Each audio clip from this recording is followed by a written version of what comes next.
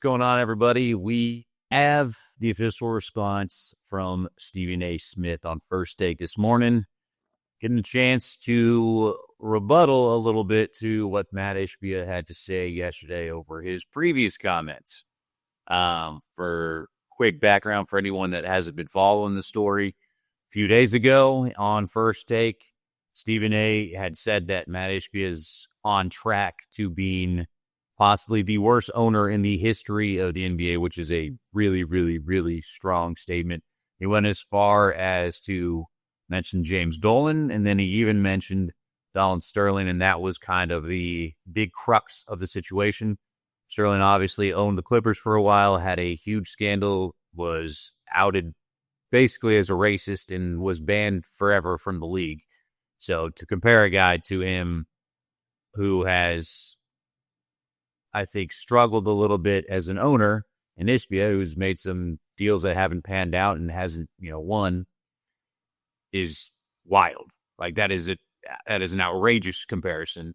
And so Ishbia, deservingly so, took offense to it, and in his end of the year statement came out and talked a little bit about it and had said that he expected that Stephen A. would give him an apology, and then he gave a lot of good points as to why, it's just an outrageous statement. One, saying, to compare me to anyone who has been banned from the league is crazy. Mentioned the fact that, if you want to say, we haven't won in the first 2 years that I've owned the team, that's fair. And then went on to state a lot of things that he thinks that he's done that have been successes, and talks about lowering the price of concession stand food, talked about adding a $100 million practice facility, talked about, not having games be charged to be televised so that people can watch for free when he could be getting money off of that. A lot of good points. But after that went viral a little bit, the video of him talking about that on Twitter, Stephen A. had said that he was going to respond to it today on First Take, which brings you to this morning and up to date. So that's the table. We got the table set. Stephen A., I will say, to the show's credit, the way that they opened today's show, I thought was very fair, and it was well done. They did a flashback to Stephen A.'s original comments, and to their credit, they did not kind of cut out any parts. They showed the entire portion of him, or not the entire portion, the first kind of opening portion of him talking about it, and showed the part where he compared Ishbia to Sterling and a lot of other stuff that he had said about why he was such a bad owner. Then the very next thing, they showed Ishbia's response and kind of the things that he had said, and showed him saying that he expected that he would be getting an apology. So they did a really good job of showing the background before Stephen A. really did kind of dive in. His initial comment, the very first thing off the top, was saying that Ishbia is right. I do owe him an apology. I should have never compared him to Sterling, to a man that was outed as a racist, and that it was wrong of me to bring up his name, and it was irresponsible. And said because of the off-the-court stuff, and then started kind of giving it a little bit of leeway and saying that I wasn't trying to compare him to the off-the-court Sterling. I was trying to compare him as strictly as an owner who, Sterling was racist, and everything that he did off the court was horrible, but everything he did on the court was pretty bad as well. That was a guy that knew the NBA's dirty little secret that you can put out a product that loses every single game, but if you keep your payroll really down and don't spend a lot of money, you're still going to make money. And he was perfectly content with just making some money off of a terrible team, which is the last thing that you want ever as an owner. He put out some of the worst teams in the history of the league and had no shame in it. And so to his argument, Stephen A. was trying to compare Ishbia to that portion of Sterling. Did a really, really poor job of saying that, and he acknowledged the fact that he failed in saying that. And then later on, Molly Querim stated that, we didn't do a good job. I tried to, when you initially said it, I was trying to give you an out and say, hey, if you're going to mention Donald Sterling, you need to make it very specific. And that he, again, didn't kind of clarify his point there. So he came right out the top and said, he's right. That was on me. That was a mistake. I should not have said that. So I was curious if he was going to backtrack. I was curious if he was going to double down, what he was going to do. And, he backtracked his comments a little bit and said, you're right. Like, that was the wording, the phraseology of it was wrong.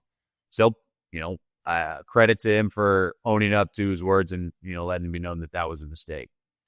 After that was established, though, he had no problem doubling down. He went in on Ishbia after that and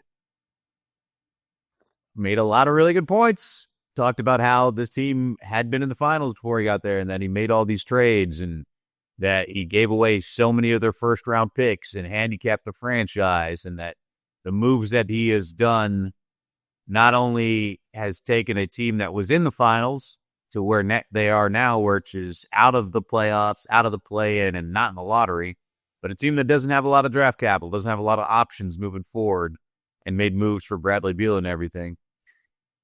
And pointed the fact that he is proven to be a little erratic.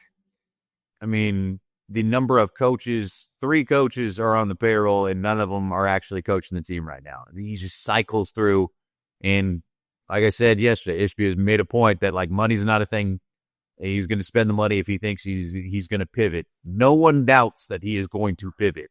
They doubt whether or not he has what it takes to stand pat long enough before making that first pivot or making a pivot. The dude makes changes so fast. So Stephen A. kind of went out a little bit, doubled down, said, like, yeah, no, he's done a pretty bad job. Made some good points. I think it's really hard right now to defend everything that Ishbia has done with where this franchise is right now. I don't know if you want to say who's the winner, who's right, who's wrong. I'm not sure which side you go to here. I feel like Stephen A.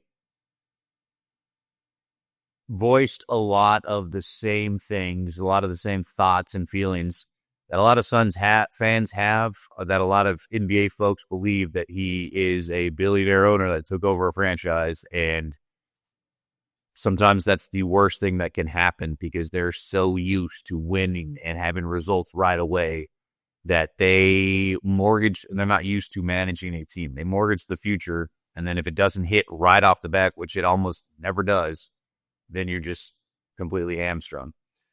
So I think that was right, but outrageous, again, to comp him to Donald Sterling.